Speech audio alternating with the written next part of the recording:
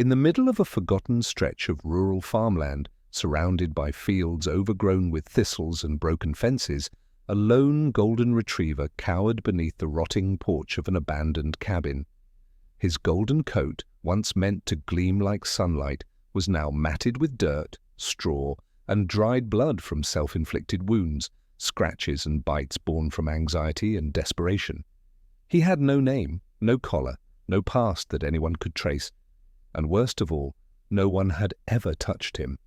He wasn't feral in the wild animal sense, but he was wild in the way pain makes you wild. He was born on that property, or nearby, part of a forgotten litter of strays that had never seen the inside of a home. The only humans he had ever encountered before were the ones who threw rocks to scare him off or fired warning shots when he came too close to their sheds.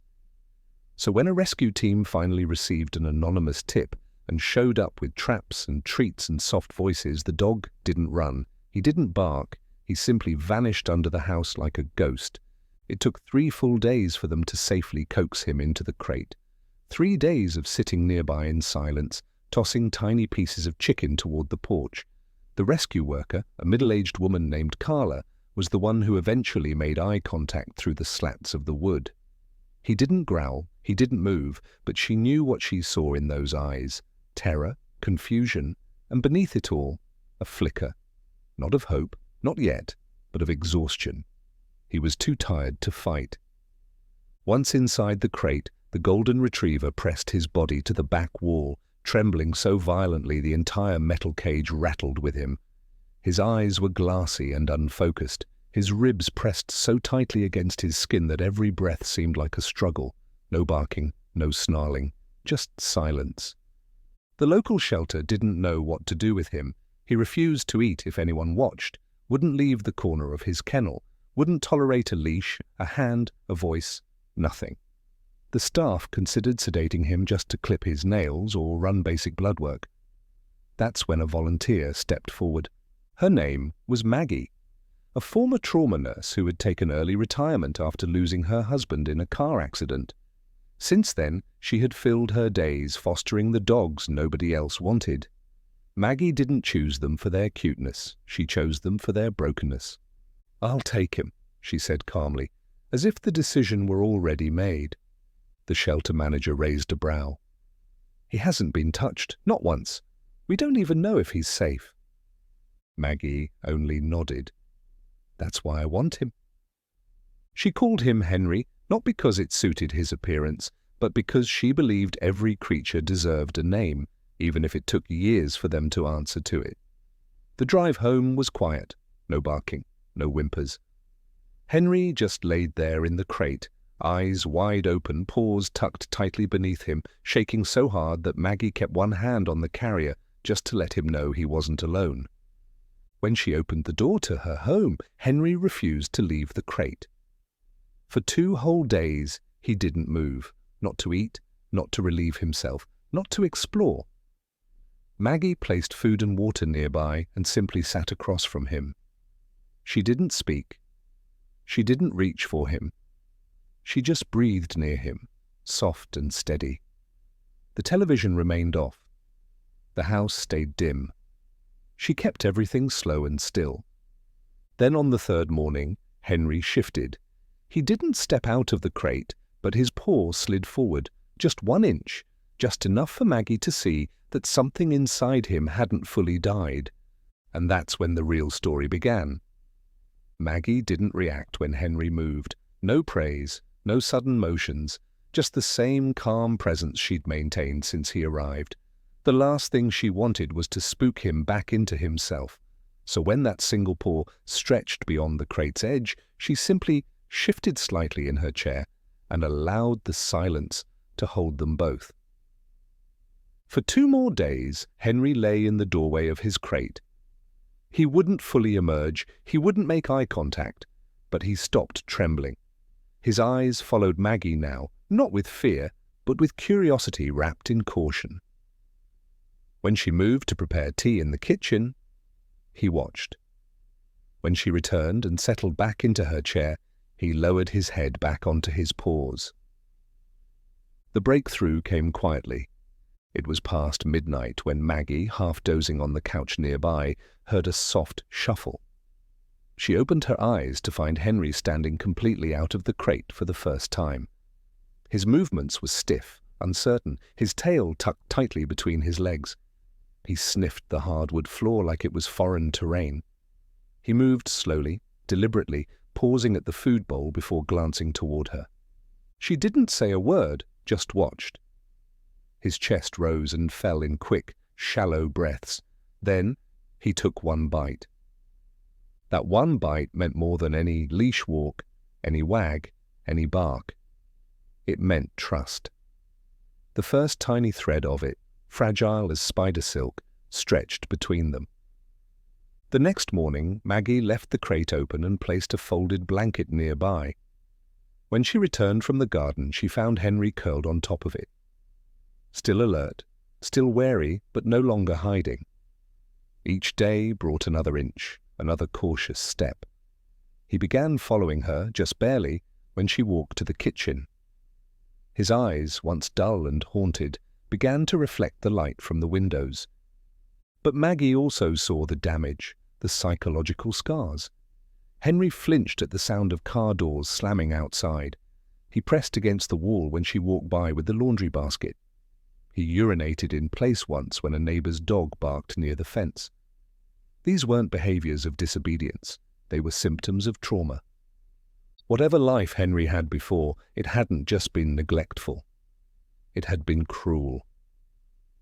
Maggie didn't push. She adapted. For the first week, she didn't try to touch him, not once. But on the 8th day, while she sat reading near the fireplace, something unexpected happened. Henry approached, not close, just near enough to place himself within arm's reach. She didn't lift her hand. Not until the 10th day. That morning, Maggie woke up and found Henry resting just a few feet from her bed. His crate remained untouched. He had chosen to be near her, uncoaxed. Slowly, gently, she extended her hand, palm up, and rested it on the floor between them. Henry stared at it for minutes that felt like hours. He sniffed once, then again, and finally, with trembling hesitation, he touched his nose to her fingers. It wasn't affection, not yet. It was permission.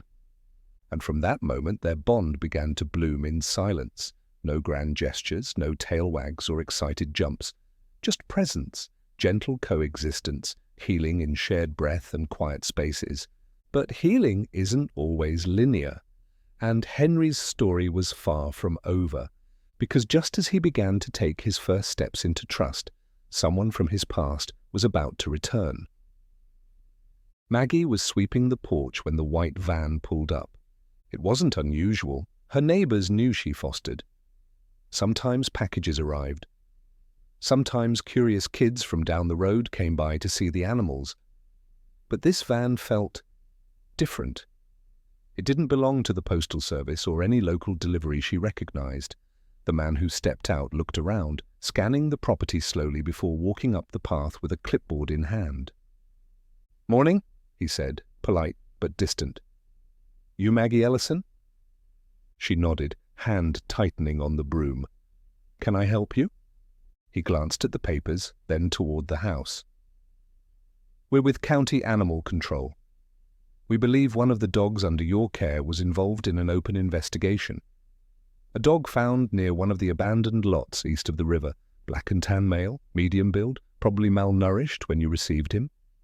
Maggie's heart skipped. "Henry, I don't understand.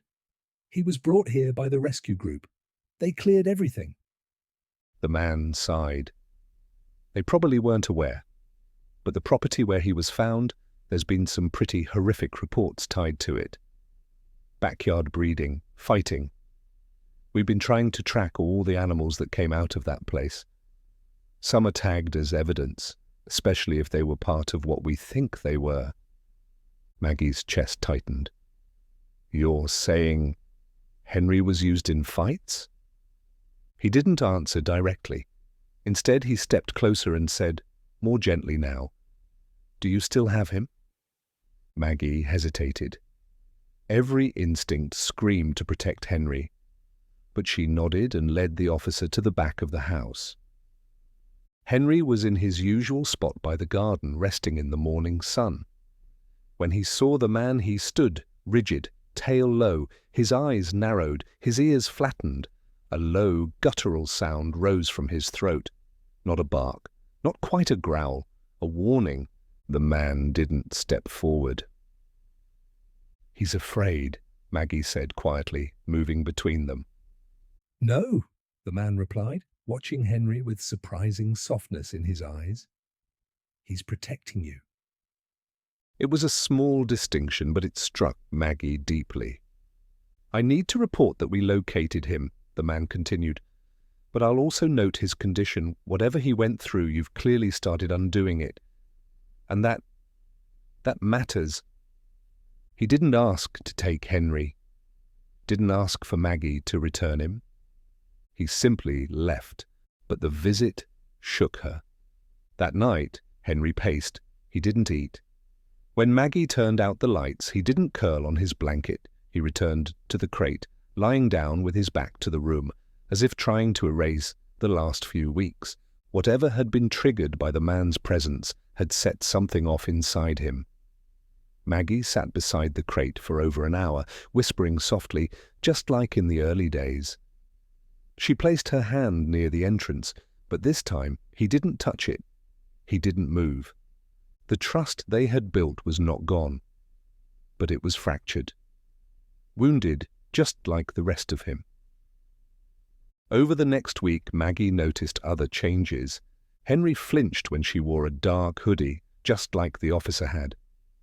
He barked once in his sleep, sharp, terrified. She had to gently nudge him awake, his whole body twitching with panic. And then, one morning, the newspaper arrived with a headline she couldn't ignore.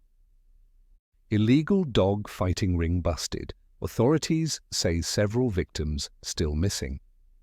The article didn't mention names, but it included a location. The same lot where Henry had been found.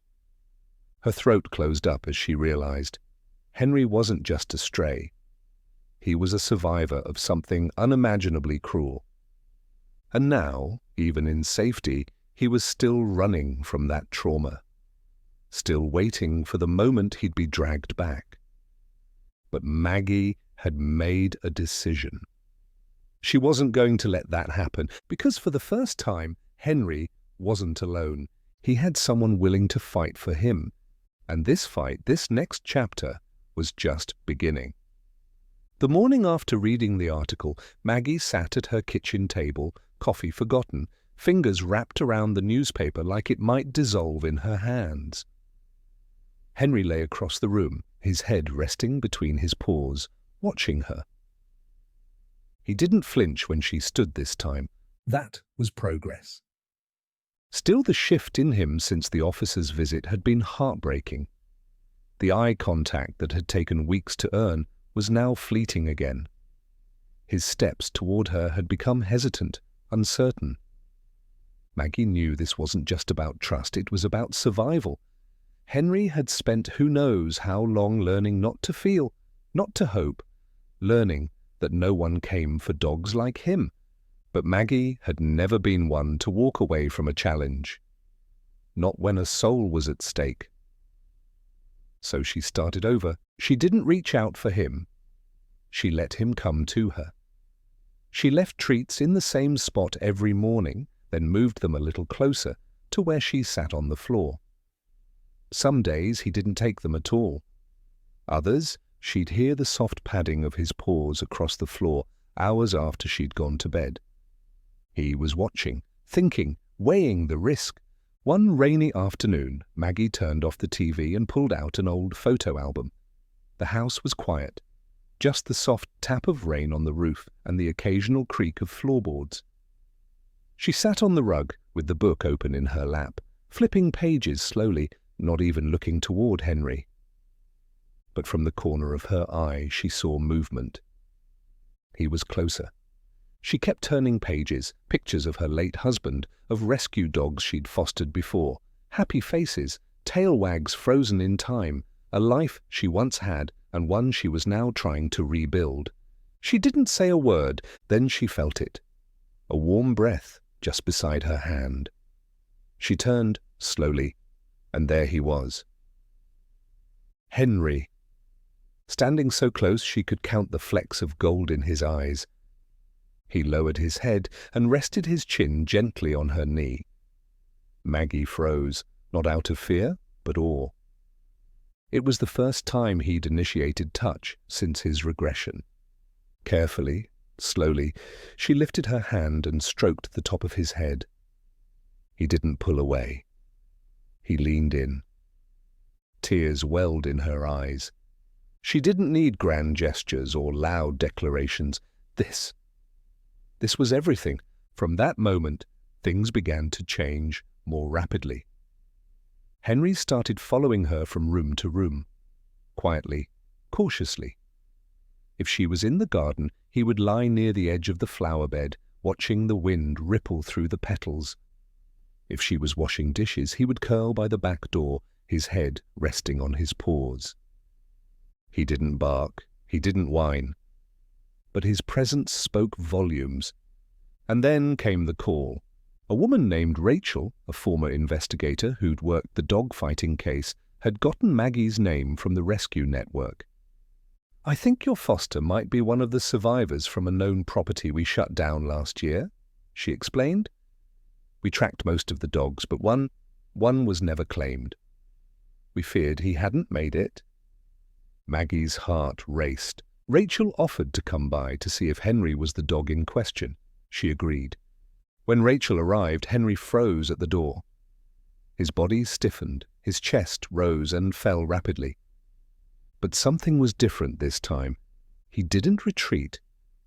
Rachel stood still, respectful of his space. "He looks just like the one we couldn't find," she whispered. "The scars match. Even that small notch in his left ear." Then she reached into her bag and pulled out something unexpected. A collar, faded, worn, but unmistakable. Henry's eyes widened. Maggie watched as he stepped forward, 1, 2 hesitant strides, and sniffed the air. Then he did something she had never seen him do before. He wagged his tail. Not in fear, but in recognition. It was like watching a ghost settle into its rightful place. A missing puzzle piece click back into the frame. Rachel knelt down slowly. "We called him Echo. He was one of the quiet ones. Never barked, never fought back. Just survived."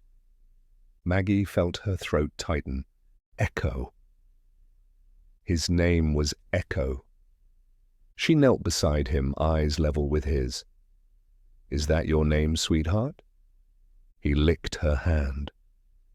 The name didn't change who he was now, but it reminded them both of how far he'd come and how far he still could go. The following weeks were different, not just in behavior, but in atmosphere. The silence that had once felt heavy in Maggie's house now felt peaceful, intentional, shared. Echo followed Maggie everywhere now. His steps were slow and measured, his tail still low, but his eyes were no longer hollow.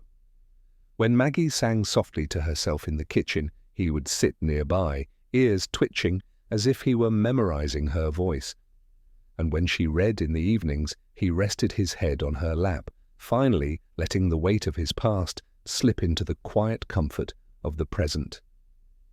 He wasn't just surviving anymore, he was healing. Maggie declined every adoption offer that came through. People wanted Echo for his story, for the poetic justice of taking in a dog who had never been touched.